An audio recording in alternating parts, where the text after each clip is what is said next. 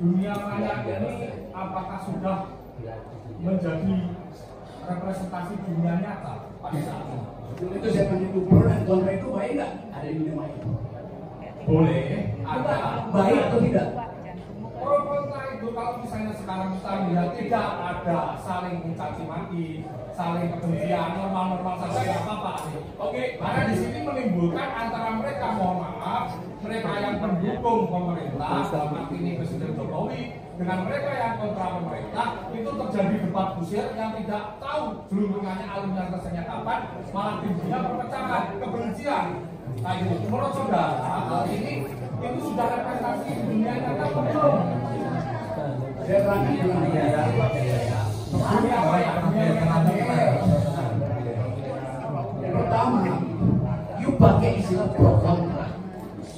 Pro kontra itu maksimal yang satu puji yang satu janji. Kalau dua puji itu hanya pro. Dua-duanya menjanji artinya kontra. Sudah ini pro kontra. Anda tidak bisa usul, Anda pro kontra, Anda bisa mempuji aja ya. Anda pro kontra tidak bisa menjanji. Jadi secara logis definisi Anda itu cacat di dalam definisi.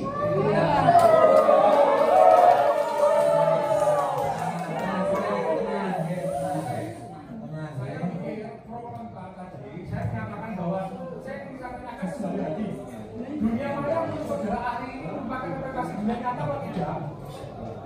Dunia maya itu, perhatikan ya kalimat saya, sesuatu yang diupload ke dunia maya mengalami abstraksi.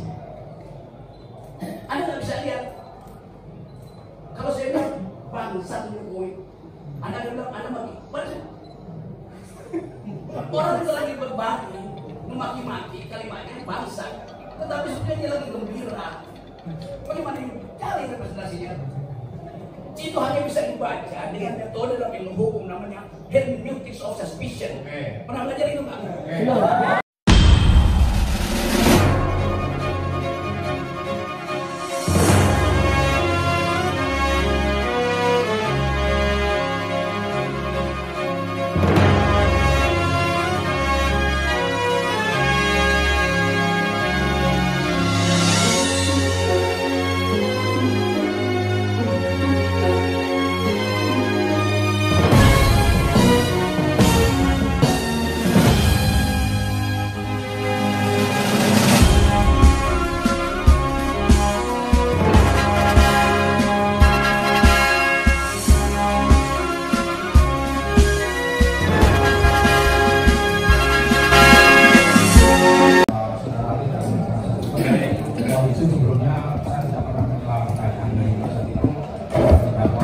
Silakan Pak Jaksa diterangkan secara umum. Terkait yang pertama, saudara ahli terkait mungkin dendam ya. Kami secara institusi maupun yang ditunjuk Pak perkara ini tidak ada dendam terhadap mereka berdua karena tidak pernah sebelumnya. Jadi saya rasa itu sebagai koreksi saja, kejaksaan tidak dendam terhadap siapapun. Itu yang pertama. Terus ke arah yang kedua terkait dengan saudara tadi catatan saya tentang hoax ya. Nah itu benar yang dimaksud kejaksaan Anda, tapi kejaksaannya Ya sudah Sebentar, instruksi lewat majelis hakim, dia jangan selalu berdebat di sini melalui majelis hakim. Ya, silakan Pak. Tidak pribadi maupun institusi tidak ada dendam. Terus yang kedua saudara menjelaskan antara hoax dan berita bohong ya. Kalau misalnya catatan saya tadi bahwa hoax itu kalau di catatan saya itu informasi itu direkayasa untuk menutupi informasi yang sebenarnya, terus kemudian atau terbalikan fakta menggunakan informasi yang meyakinkan. Tapi posisi ini di sini kan sudah menjelaskan tadi itu sebenarnya tidak bisa dihukum, ya kan? Nah, beda dengan kalau sekiranya itu menyiarkan atau menerbitkan suatu kebohongan. Karena itu ada ancaman pidananya di Undang-Undang Nomor 1 tahun 1946 itu juga masih berlaku di Indonesia. Tidak hanya sebatas khususnya ketika zamannya SBY tidak ditampilkan atau apa, karena selama peraturan undang-undangan itu masih ada dan tidak dicabut dan juga diubah dengan peraturan yang baru, itu masih berlaku. Itu pemahaman kami. Ini berkaitan dengan hoax dan bohong tadi, ini saya akan menanyakan tentang ini karena ini berbicara tentang tadi ada kedunguan, ada itu kita berbicara logika saja. Saudara ahli mengatakan itu bisa kita katakan bahwa saudara ahli pakar logika, kita berbicara logik. Ya. Ini saya melihatnya begini, tidak kita flashback aja ke belakang, kayak gitu bahwa kalau ditanyakan yang bukan penasihat pribadi ditanyakan ini sebenarnya yang dengki atau mungkin dendam itu siapa ke siapa? Sebenarnya di luar konteks itu. Kami tidak akan melihat sebagai mensreal atau mungkin motivasi. Itu akan kami kejar ketika dalam pemeriksaan terdakwa. Tetapi saya melihat dari kasus-kasus sebelumnya terkait menyangkut Bapak Tri dan Sugi Nur itu selalu rata-rata dalam podcastnya, termasuk yang di Mubahalat yang jadi fakta persoalan dalam persidangan kali ini, adanya suatu kebencian terhadap Presiden Republik Indonesia Bapak Jokowi.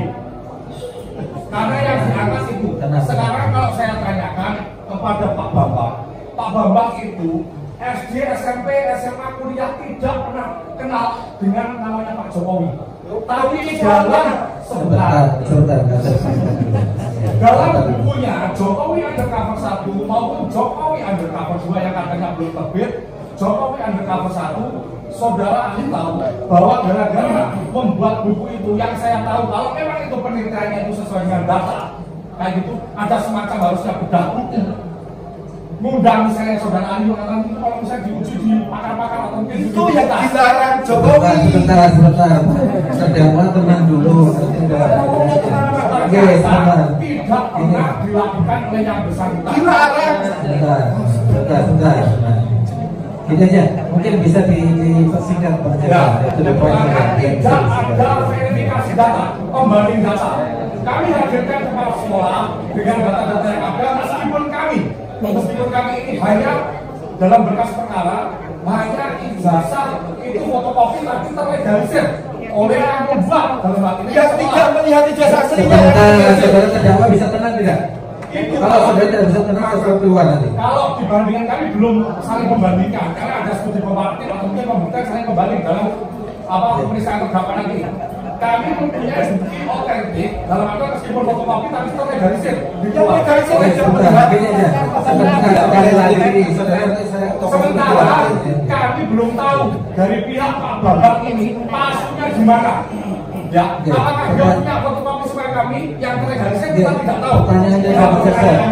Apakah itu terus kemudian yang viral kemarin bahwa sebelum ke persidangan hari ini ada saksi kami hadirkan Joko Wahyudi. Saudara terdakwa itu dalam konten YouTube-nya bilang tembak kepala saya, ya kan ijazah SD, SMP, SMA Pak Jokowi itu palsu karena nyuri ijazahnya Pak Joko Wahyudi. Sementara Jokowi ini kami hadirkan dan ijazahnya tidak hilang. Yang dicuri nomornya. Sebentar, sekali lagi saudara bisa tenang ya? Itu kebohongan. Kalau terdakwa tenang ya? Atau itu suatu bentuk kedua. Pertanyaannya ini. Ya, jadi ini pertanyaannya atau ketemuan, ya. Karena tadi ahli juga menyampaikan beberapa kali perkataan. Ya kan, sesuai logika, logik. Terus itu dulu segala macam. Yang disampaikan Pak Jaksa tadi itu fakta selama persidangan. Pak Joko Wahyudi yang dituduh ijazah semuanya hilang dicuri oleh Pak Jokowi. Yang dimaksud nomornya yang dicuri. Ijazahnya tidak hilang ijazahnya. Ya nanti ada giliran saudara terdakwa. Pendapatnya ahli ini hanya berpendapat, monggo pendapat saja, ya. Sekali lagi saya ingatkan di sini, tidak ada filsafat, tetap sifatnya netral yang memberikan pendapat. Sebentar, nggak bisa. Ya, sekali lagi saya ingatkan, kalau saudara berteriak-teriak terus saya suruh dikeluarkan dari sini. Ditahannya keluar dulu bukan Pak? Oke. Sebentar. Ya, ahli nanti sudah mencerna apa yang disampaikan oleh Pak Jaksa. Silakan pendapat yang kita minta pendapat ahli itu berpendapat untuk meyakinkan kami majelis hakim. Jadi sekali lagi kami ingatkan di sini kami bersidang itu sesuai ketentuan dan ketentuannya.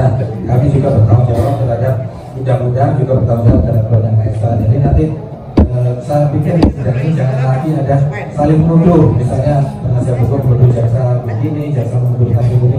Tidak usah saling menuduh, kita silakan aja saling membuktikan ya. Nanti dari beberapa saksi dan ahli dihadirkan, kami akan menilai. Mudah-mudahan kami diberikan pencerahan lah. Ya. Silakan, ahli, silakan. Berpendapat ya, pendapat.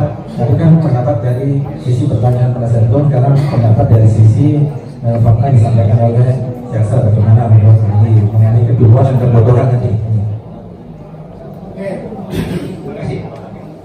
Di awal saya terangkan bahwa hoax itu bukan kejahatan, karena dia punya fungsi untuk memancing opini publik, terutama di negara-negara yang sumber kanal informasi itu bikin hoax. Lain kalau negara ini terbuka, nggak ada orang yang bikin hoax. Jadi dibalik kenapa hoax muncul karena informasinya tertutup, itu soalnya. Yang ada di mudah-mudah itu urusan negara. Jadi satu poin. Yang kedua, kasus ini dari awal kasus politik. Bukan, kan yang dipersoalkan tokoh politik namanya Joko Widodo yang adalah presiden. Kalau Joko Widodo yang saya temui tadi di sekolah 26 itu bukan soal.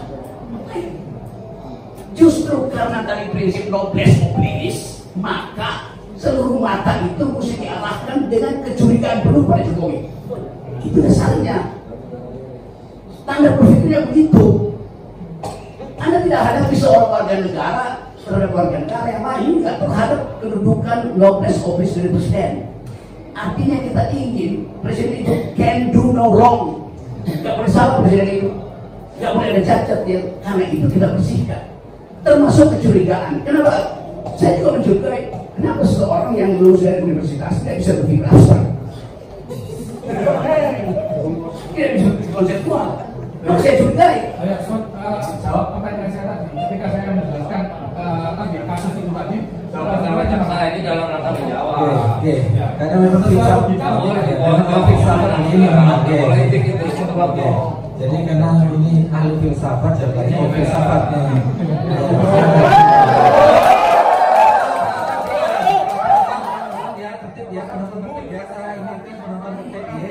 Ini sudah ya. Silakan dilanjutkan.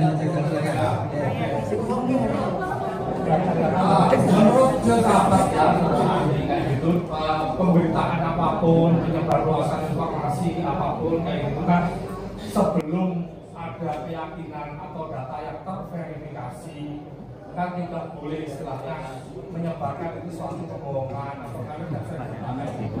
Karena itu menyangkut kredibilitas seseorang. Pendapat ahli gimana?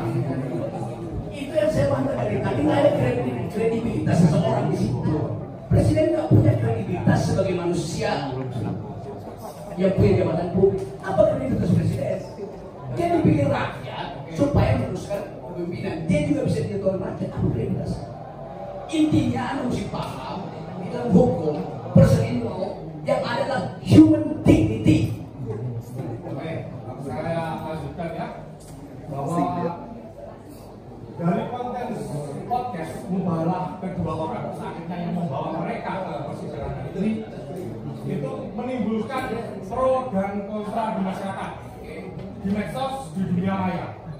Saya tanyakan kepada saudara, dunia maya ini apakah sudah menjadi representasi dunia nyata pada saat ini? Itu saya tanya pro dan kontra itu baik nggak? Ada di dunia maya. Boleh, ada. Baik atau tidak?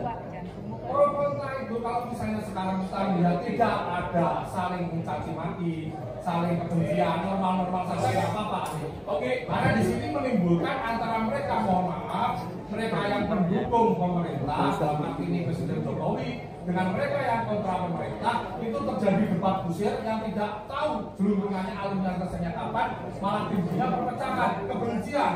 Nah, itu menurut saudara, hal ini itu sudah representasi di dunia nyata atau belum? Saya terangkan dengan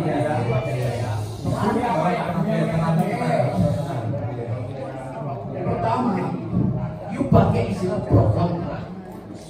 Pro kontra itu maksimal yang satu puji, yang satu janji.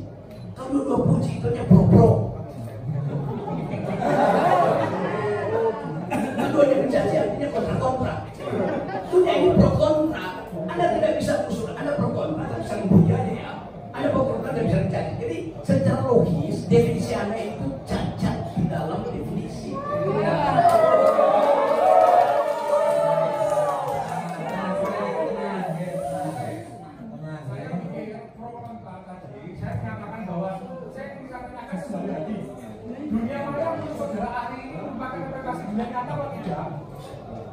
Dunia maya itu, perhatikan ya kalimat saya, sesuatu yang diupload ke dunia maya mengalami abstraksi.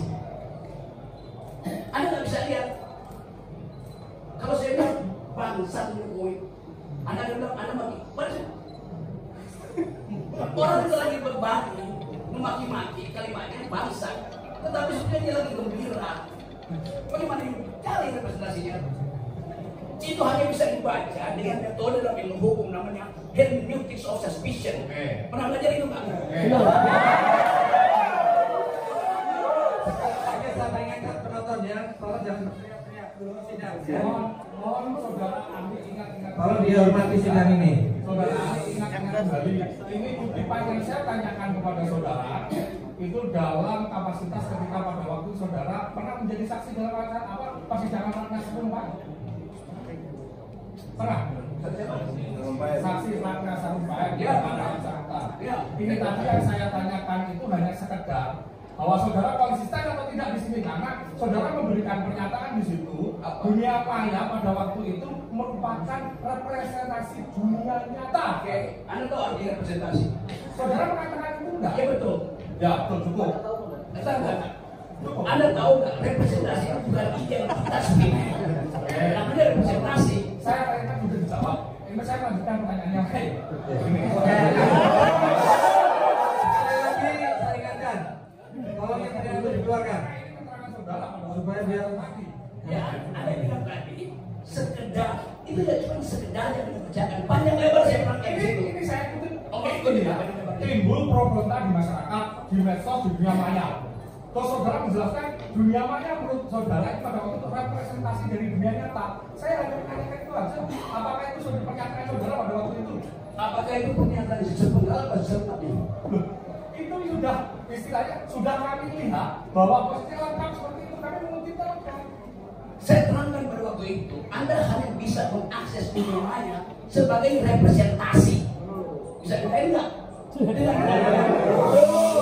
Oke, silakan saudara berarti sudah nggak apa-apa. Ini sudah. Ini kan jawaban bersama seperti ini ya. Izin yang mulia, Oke. mohon ini ahli yang kami hadirkan. Kalau saudara jaksa tidak sependapat, silakan cari pertanyaan yang jawabannya dibuka sependapat. Tapi saya tidak terima ahli kami dinyatakan demikian. Tidak dalam forumnya. Sebentar, gantian. Ini mengkonfirmasi bidang seorang jaksa. Semua berjalan sama.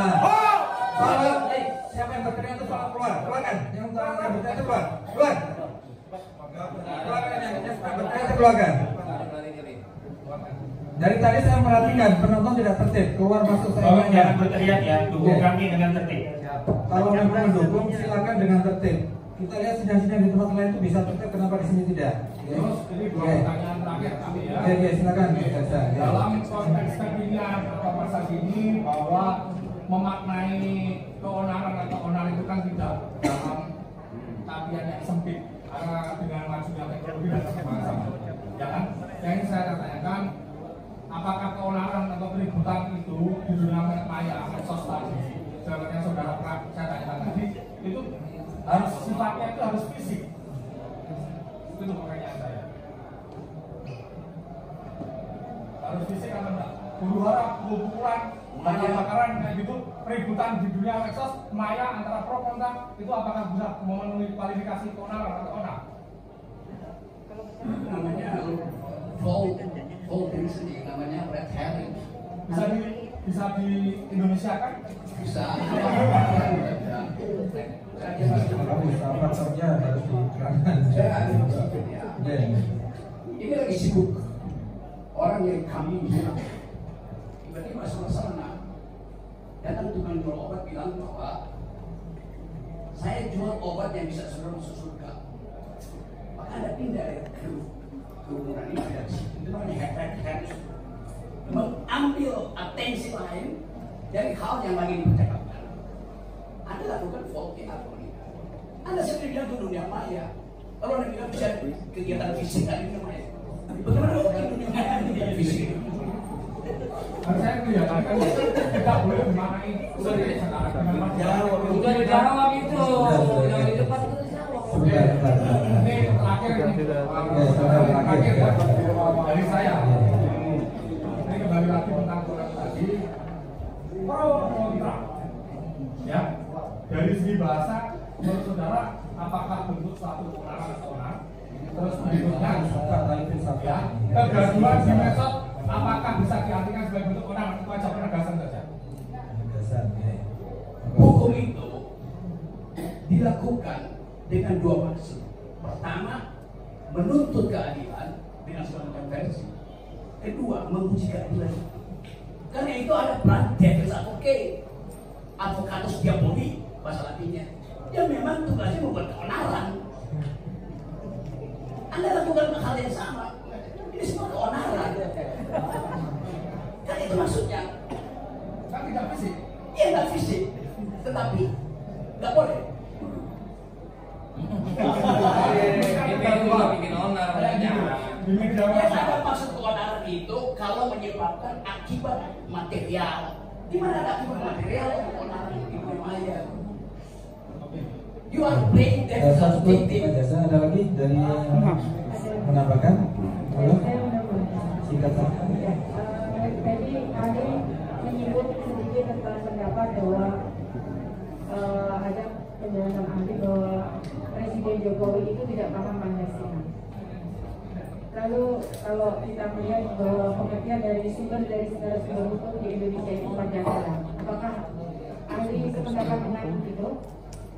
Sumber dari segala sumber hukum adalah Pancasila di Indonesia. Dan saya sependapat, faktanya memang begitu.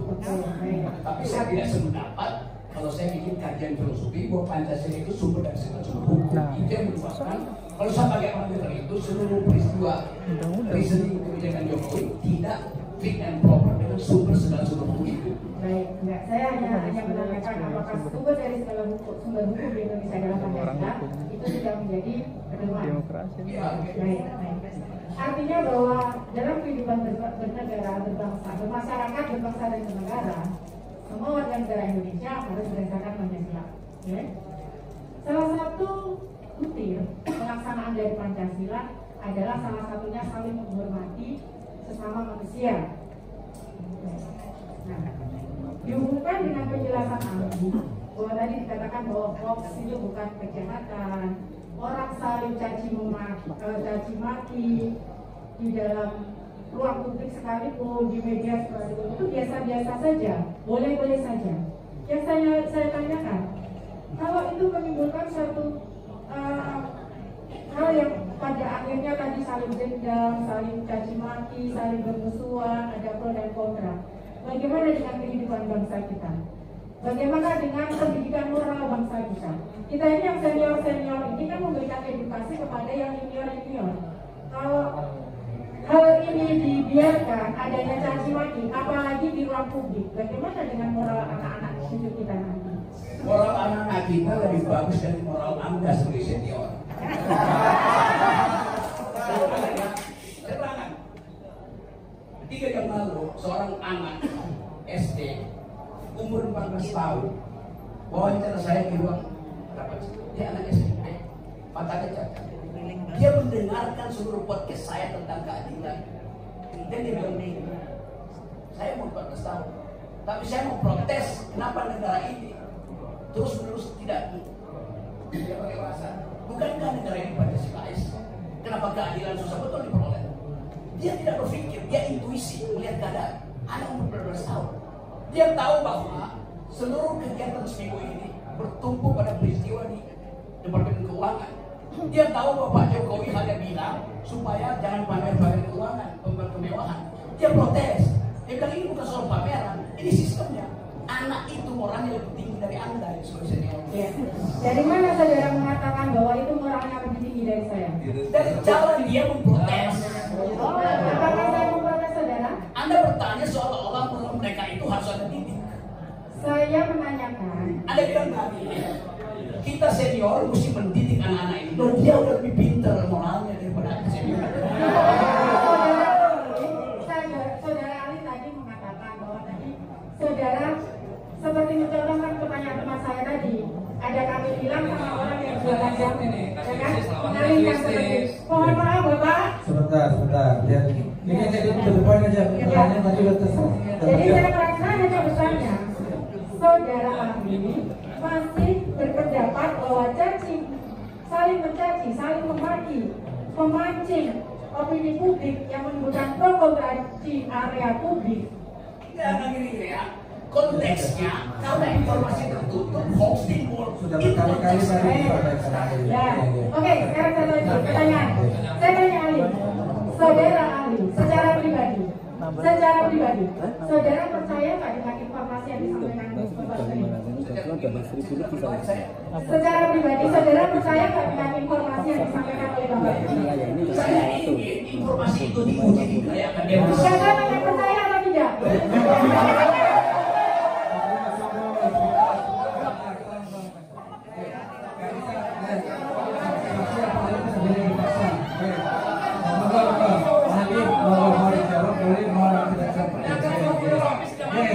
Sudah saya jawab ya.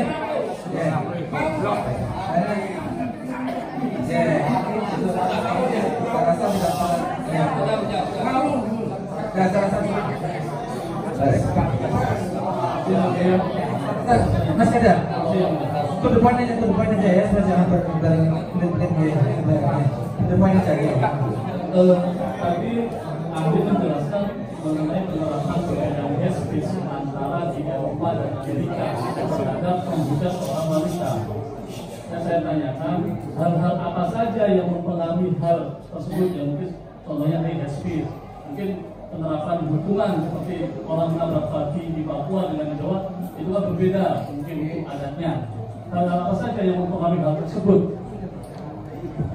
Ini ya, hate speech itu istilah di dalam hukum internasional yang dikaitkan dengan persoalan masa lalu di mana satu kelompok itu dihinakan itu. Ini bukan soal lockdown, salah yang ada urusan lockdown. Kenapa begitu? Supaya memproteksi potensi itu berlangsung ke depan. Itu intinya. Jadi kalau saya terangkan etimologi, genealogi dan soal-soal itu, saya mau beritahu bahwa sistem berpikir kita dibuat sedemikian rupa sehingga kita lupa bahwa sesuatu itu ada sejarahnya, termasuk KUHP yang baru itu. Kan kacau isinya kan, karena nggak ngerti sejarah tentang hate speech. Jadi cuma, oh hate speech artinya jangan dibenci. Oh hate speech itu kata utuh, nggak boleh diterjemahkan. Begitu terjemahkan dia berubah menjadi fungsi utuh. Kita foto aja siapa yang yakin bahwa itu benar apa salah. Lo itu nalarnya ada di situ. Jadi saya kasih kritik bahkan ke pembuat undang-undang. Anda nggak baca sejarah intelektual dari demokrasi dan hukum itu. Itu pentingnya. Kalau suhu dia intelektual, ini kan filosofi. Itu. Jadi kalau saya layani bukannya ini, saya cuma bayangkan kalian fakultas hukum belajar apa itu? Kalian belajar undang-undang hukum. Kita semua tahu ya, kalau kita semua belajar filsafat, jadi Pak Jaksa, saya juga tahu.